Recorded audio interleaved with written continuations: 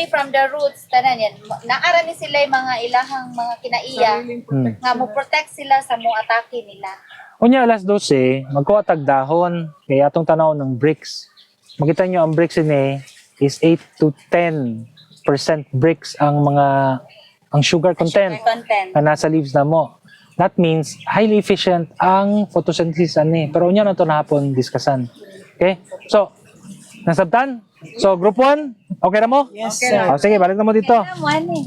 Panyawan. Ah, Judas Bill. Tanyawan. Judas Pail. dili ka makaano ni Zaroy. Daghan kay na siya gamit. Wala ba yan in fertilizer pesticide niya? Nga na yung mais.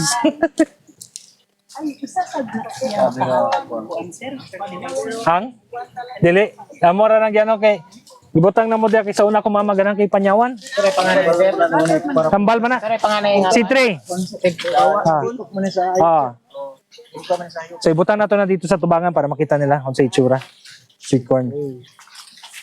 Okay. Ang sweet size, sir, kinahanglan ba nga ma-expose dito sa init? Mo among ga testingan karon. Kay kasagara sa una na may pechay dagag sagbot. Dagko mga pechay. Nalang dagko na lang di ay sir mo. Dili na isindiya. Ade, testing pa na ma'am. Testing pa na nako pero ang pechay idiretso gina ko siyuta kay dali ra man ibong kagon dayon.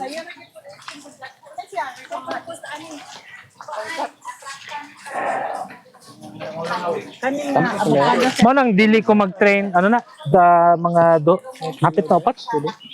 As avocado man na nila. As. As.